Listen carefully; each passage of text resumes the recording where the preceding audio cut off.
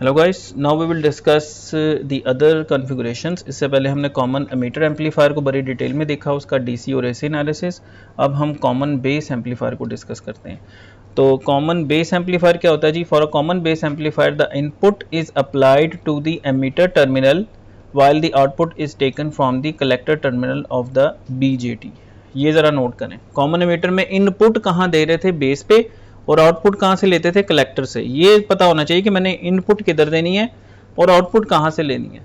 अब बेस इसमें कॉमन है तो जाहिर है दो टर्मिनल बाकी बचे, तो एमीटर पे आपने इनपुट दी और कलेक्टर से आपने आउटपुट ली। ये जहन में रखना है आपने, क्योंकि यहीं से फिर वो आप जब रेजिस्टेंस निकालोगे ना, आर इन आर आउट, वहां से फिर आपको पता होगा कि मैंने कहां से रेजिस्टेंस की कॉम्बिनेशन को पकड़ना है। The common base amplifier is another type of bipolar junction transistor configuration where the base terminal of the transistor is a common terminal to both the input and output signals, hence its name as common base. The common base configuration is less common as an amplifier than compared to the more popular common emitter or common collector configuration. Common collector भी popular है, इसको emitter follower बोलते हैं। इसमें current gain होती है लेकिन voltage gain नहीं होती है, अब आगे हम देखेंगे। But it is still used due to its unique input output characteristics. कई जगहों पे हमें इसको यूज करना पड़ जाता है। For the common base configuration to operate as an amplifier, the input signal is applied to emitter terminal and the output is taken from the collector terminal। ठीक है, thus the emitter current is also the input current। ये देखें, common base में आपको पहले भी मैंने बताया था इसके समरी में, कॉमन बेस में क्या होती है? वोल्टेज गेन होती है, करंट गेन नहीं होती। ऐसे ही था ना, करंट गेन नहीं होती, अल्फा होती है, लेस देन 1, अप्रोक्सीमेटली 1। क्यों? इस वजह से कि देखो इनपुट कहाँ पे दे रहे हो? एमीटर पे दे रहे हो ना, तो आई ई इसका इनपुट करंट हो जाएगा, और आउटपुट कहाँ से ले रहे हो? कलेक्टर से, तो आई सी आउटपुट हो जाएगा। तो आई सी बटा आई ई क्या है? अल्फा।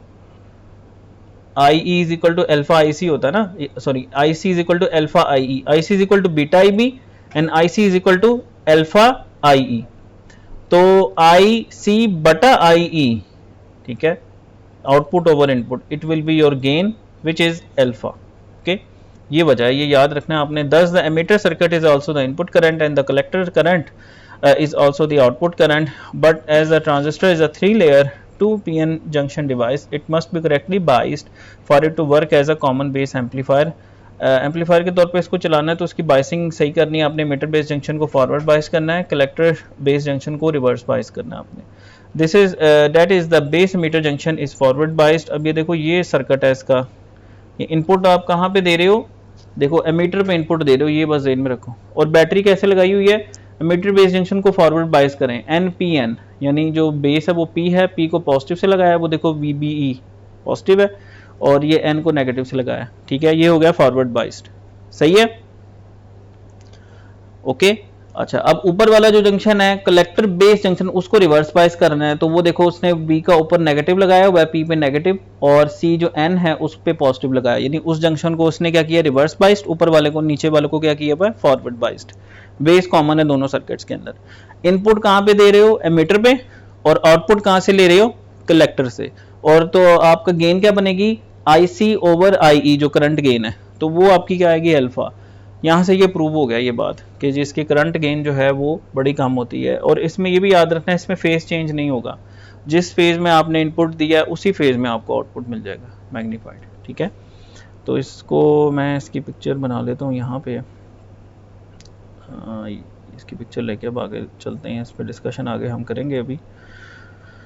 अच्छा जी, then we can see from the basic common base configuration that the input variables relate to the emitter current IE and the base emitter voltage, while the output variables relate to the collector current IC and the collector base voltage. Since the emitter current IE is also the input current, any changes to the input current will create a corresponding change in the collector current। ठीक है, for a common base amplifier configuration the current gain, ये देखो वही बात कर रहा है, it is given as I out over I in which is itself determined by the formula. The current gain for a common base configuration is alpha. Okay, alpha, alpha क्या होता है? Beta over 1 plus beta. In a BJT amplifier, the emitter current is always greater than the collector current। ये तो आपको पता है कि IE is equal to IB plus IC, तो IE will always be greater than IC obviously। The current gain alpha of the amplifier must therefore be less than 1 unity, as IC is always less than IE by the value of IB. Thus, collector base amplifier attenuates the current with typical values of alpha ranging from 0.98 to 0.995. Approximately हम 1 भी कह सकते हैं इसको. तो the electrical relationship between the three transistor currents can be shown to give the expressions for the alpha beta as shown. तो IE is equal to IB plus IC, ये आपको पता है, ये एनपीएन में भी यही चलता है, पीएनपी में भी यही चलता है. तो अल्फा क्या होता है IC ओवर IE और बीटा क्या होता है IC ओवर IB, यानी IC is equal to beta IB और IC is equal to alpha IE. अच्छा ये देखें, IC is equal to alpha IE is equal to beta into IB. तो यहाँ से आप इसको अगर थोड़ा सा ड्राइव करें, इसको स्प्लिट करके IC और IE को, तो ये इजीली ड्राइव हो जाता है. Alpha is equal to beta over beta plus 1 और beta is equal to alpha over 1 minus alpha. अच्छा जी, अब कॉमन बेस एम्पलीफायर की करंट गेन क्या होती है? I out over I in. I out क्या होता है? IC और नीचे क्या है IE. तो IC क्या होता है? बीटा IB और IE क्या होता है? Beta plus 1 IB, beta plus 1 IB. ठीक है, ठीक है. और IE क्या होता है? IC plus IB. IC is equal to beta IB plus IB common निकाल दो, बीटा प्लस 1 इंटू IB. तो अब गेन क्या है? AI I out over I in. I out क्या है? IC IE. IC क्या है? Beta IB. ये क्या है? Beta plus 1 into IB. IB से कैंसिल हो गया, तो बीटा ओवर बीटा प्लस 1 जो कि अल्फा के बराबर है. सही है. तो ये जनाब इस तरह से है. Therefore, if the beta value of a standard bipolar junction transistor is 100, the value of the alpha would be given as 100 over 101 0.99. अच्छा, अब इसकी वोल्टेज गेन क्या होती है जी? Since the common base amplifier cannot operate as a current amplifier, it must therefore has the ability to operate as a voltage amplifier. तो ये क्या है? As a voltage amplifier use होता है. The voltage gain for the common base amplifier is the ratio of V out over V in, that is the collector voltage to the emitter voltage. In other words, V out is equal to VC and V in is equal to VE. तो अब आप देख लें VC over VE. अच्छा जी, the output voltage V out is developed across the collector resistance RC. The output voltage must therefore be a function of IC as a Ohm's law. So VRC is equal to ICRC. So any change in IE will have a corresponding change in IC. Therefore we can say the common base amplifier configuration क्या होगा? AV is equal to V out over V in, VC over VE. VC क्या होगा? ICRC और VE क्या होगा? IERE. अच्छा, अगर अब IC ओवर IE क्या है इसमें बताएं जरा. IC ओवर IE अल्फा, तो इसकी वोल्टेज गेन क्या हो जाएगी? अल्फा ज़रब RC over RE. RC over RE. ठीक है, ये RE पे ज़रा आपने नज़र रखनी है कि ये RE क्या चीज़ है. जब हम इसके करेंगे प्रॉपर एनालिसिस, तो हम देखेंगे कि ये आपकी वही निकल आएगी, R' निकल आएगी. तो ये उसी तरह की बन रही है चीज़, कॉमन एमिटर एम्पलीफायर जैसे, जिसमें क्या था? Minus RC parallel with RL divided by R'. ऐसे ही होता है ना उसमें, और गेन अच्छी खासी निकल आती थी उसमें. तो अच्छा, आगे चलते हैं जनाब. इसमें देखें कि again AV is equal to alpha RC over RE, AI RC over RE. Therefore the voltage gain is more or less equal to the ratio of the collector resistance to the emitter resistance. However, there is a single PN junction diode within the BJT. वो जो छोटी सी चिंगली सी एक छोटी सी resistance होती है R'E, वो कैसे निकलती है? VT ओवर IE करके. VT 25 मिली या 26 मिली आप रख लें, 25 रख लें, 25 मिली डिवाइडेड बाय IE, जो IE करंट है वो. However, there is a single PN junction diode within the bipolar junction transistor between the base and emitter terminals, giving rise to what is called transistor dynamic emitter resistance, R'(E), transistor की dynamic resistance. For the AC input signals, the emitter diode junction has an effective small signal reactance resistance given by R'(E). ये देखो formula 25 millivolt तकसीम IE. इसमें इसने ना text बड़ा प्यारा लिखा हुआ है, सबसे आसान करके इसने ना चीज़ें एक्सप्लेन की हुई हैं और ये आपको सारे कॉन्सेप्ट से क्लियर हो जाएंगे इजीली इंशाल्लाह. Where the 25 millivolt is the thermal voltage of the PN junction and I is the emitter current. So as the current flowing through the emitter increases the emitter resistance will decrease by proportional. जाहिर है I E बढ़ेगा तो are dash ई कम हो जाएगी ना, क्योंकि वो बटे में है. R dash E is equal to V T over I E. I E बढ़ेगा तो आर ई कम हो जाएगी. Some of the input current flows through this internal base emitter junction resistance. ये देखें, ये उसको उसने फर्दर उसके मॉडल में कन्वर्ट कर लिया. ये आर डैश ई है, ठीक है, बेस और एमिटर के दरमियान, ठीक है, और कलेक्टर और बेस के दरमियान क्या है आपका आई सी, और आई C is equal to alpha I E, ठीक है. ये ट्रांजिस्टर के मॉडल में कन्वर्ट. अब अगर आप यहां से देखें ये वाला जो पॉइंट है ये क्या हो रहा है, ये ग्राउंड नहीं हो रहा, ये पॉइंट क्या हो रहा है, ग्राउंड. और ये वाला जो नीचे वाला पॉइंट है ये भी ग्राउंड है. तो अगर आप यहां से देखें तो आर डैश ई और आर ई सीरीज में है या पैरेलल में है?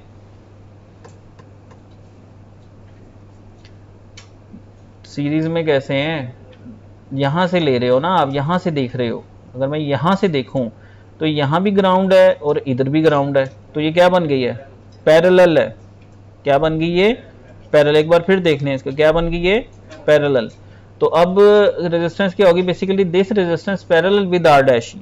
अब इसमें मुझे बताएं, एक रेजिस्टेंस है अच्छी खासी 300 ओम, 400, 500 ओम, और दूसरी रेजिस्टेंस है 20 ओम. तो आंसर क्या आता है पैरेलल में, 20 से भी कम. तो डोमिनेट कौन सी करती है, स्मॉल डोमिनेट करेंगे ना. डोमिनेट का मतलब है जिसका सबसे ज़्यादा इन्फ्लुएंस होगा.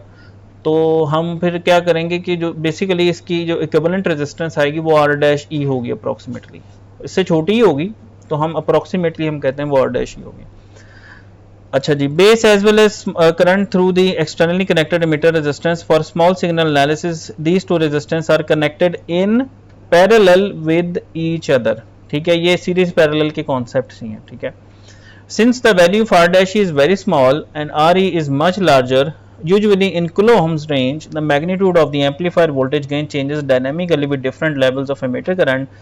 Thus if re is much greater than r dash e, इसका मतलब क्या होता है, काफ़ी बड़ी है उसके मुकाबले में, then the true voltage gain क्या होगी, ab is equal to alpha rc over r dash e. ठीक है, यानी rc बटा r dash e, साथ में अल्फा से ज़रब खाएगी वो. ठीक है, जस्ट लाइक ये कॉमन एमिटर टाइप की चीज़ समथिंग इस तरह की बन रही है. बिकॉज द करंट गेन थोड़ी सी डिफरेंट है क्योंकि इसमें अल्फा आ गया, उसमें अल्फा शल्फा नहीं था, इसमें अल्फा है.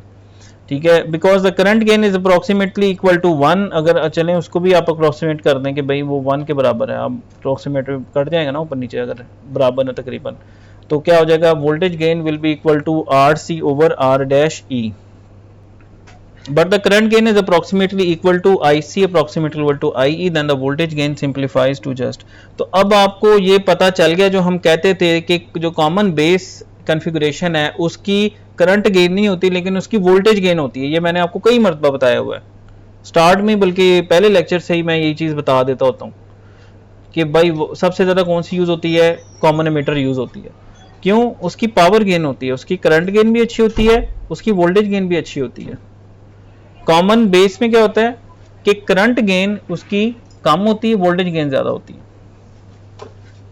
अच्छा जी, तो ये A B is equal to R C over R dash E. अच्छा, एक चीज और नोट करें, इसमें माइनस नहीं है, कॉमन एमिटर में था, और उसका क्या मतलब था कि जो इनपुट पे सिग्नल आ रहा है आउटपुट पे उसका फेज शिफ्ट है 180 डिग्री. यानी अगर आपका यूं सिग्नल है तो वहां पे आपको यूं रेप्लिका मिलेगा, उल्टा रेप्लिका 180 डिग्री. इसमें नहीं है, इसमें क्या है, इन फेज है.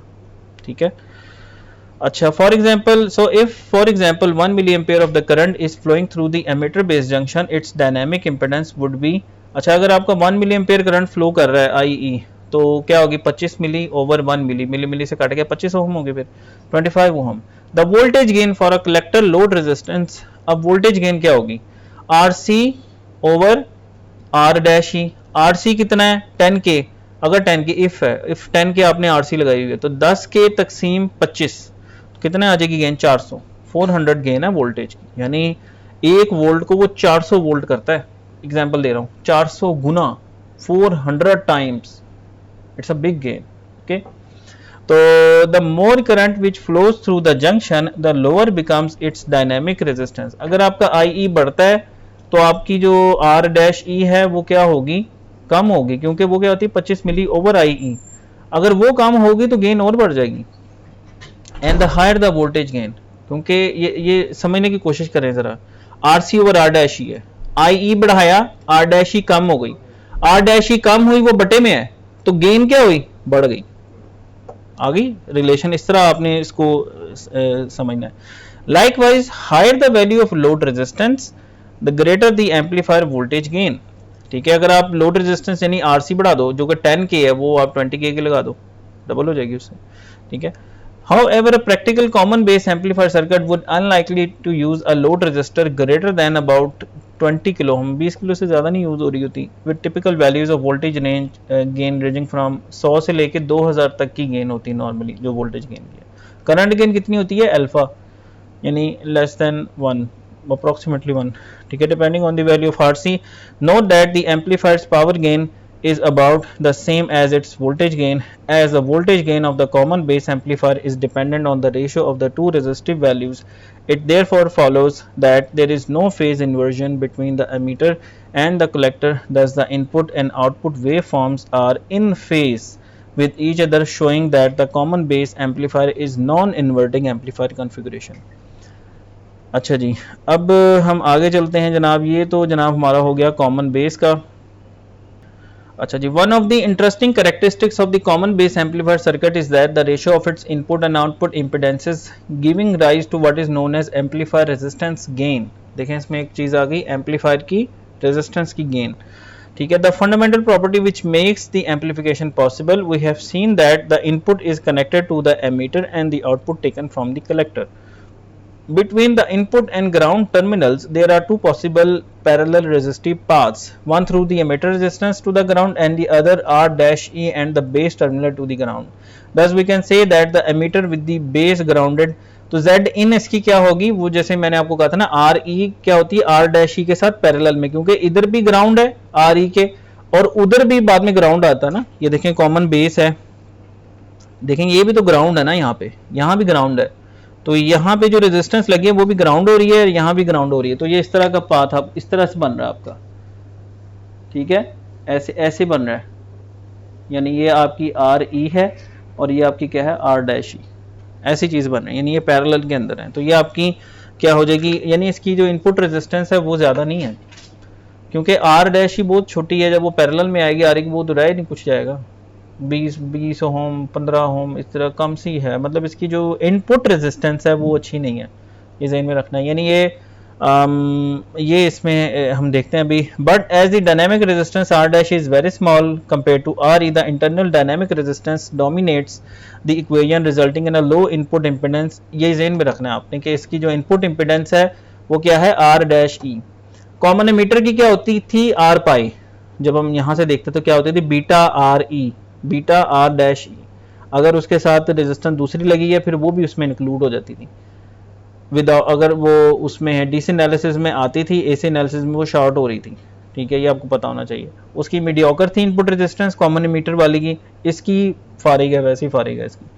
अच्छा जी, so for the common base configuration the input impedance is very low, okay, and depending on the value of the source impedance RS, अब जो आउटपुट इम्पीडेंस होगी वो RS पे डिपेंड करेगी, जो वो लगी हुई है लोड साइड पे। ठीक है, अच्छा, and depending on the value of the source impedance, जो सोर्स आपने कनेक्ट किया हुआ है उसके साथ इनपुट के साथ connected to the emitter terminal, input impedance values can range from 10 to 200 maximum. The low input impedance of the common base amplifier circuit is one of the main reason for its limited applications as a single stage amplifier. देखें, voltage amplifier अगर है कोई, उसने क्या करना है, voltage को amplifier करना है, तो हमने पढ़ा होगा कि V/V, 4 तरह के एम्पलीफायर हमने पढ़े, V/V, I/V, I/I, फिर V/I और I/V, और हर एक की हमने पूरा टेबल बनाया हुआ है कि Rin क्या होनी चाहिए और Rout क्या होनी चाहिए। तो वोल्टेज एम्पलीफायर की Rin क्या होती है, मैक्सिमम, Rout क्या होती है, 0 होनी चाहिए, ताकि वो सारा वोल्टेज सक कर ले और सारे का सारा वोल्टेज आगे दे दे आउटपुट साइड पे। यहाँ ऑपोजिट काम हो रहा है, यहाँ तो इनपुट इसकी नहीं है इतनी ज़्यादा, तो ये वजह है कि वो इसका यूज़ क्या है, लिमिटेड जी। तो low input impedance of the common base amplifier circuit is one of the main reason for its limited applications as a single stage amplifier. इसकी समझ आ गई? अच्छा जी, द आउटपुट इम्पीडेंस क्या होगी, output impedance of the common base amplifier how ever can be high depending on the collector resistance used to control the voltage gain and connected external load resistance RL. If a load resistance is connected across the amplifier's output terminal, so it's effectively connected in parallel with the resistance. वही common emitter की तरह कि RL लगा है और RC लगा है, तो ये दोनों क्या है, पैरेलल में हो जाएंगे आपस में. यहाँ पे देखें ना, ये RC लगा हुआ है, यहाँ पे अगर आप RL लगाते हैं तो यहाँ पे क्या हो जाएगा कि जब ये AC एनालिसिस करेंगे तो ये शॉर्ट हो जाए ना, ग्राउंड VCC आपका ग्राउंड हो जाएगा, तो RC और RL क्या हो जाएंगे, पैरेलल में आ जाएंगे, तो ये ज़्यादा होती है आपकी जो आउटपुट टर्मिनल रेजिस्टेंस है. But if RE is very large compared to RC, then the emitter resistance will dominate the equation, resulting in a moderate output impedance approximately equal to RC. ठीक है, तो so the output impedance looking back into the collector terminal would simply be Z out is equal to RC होगी. ठीक है, as the output impedance of the amplifier looking back into the collector terminal can be very large, the common base operates almost like an ideal current source.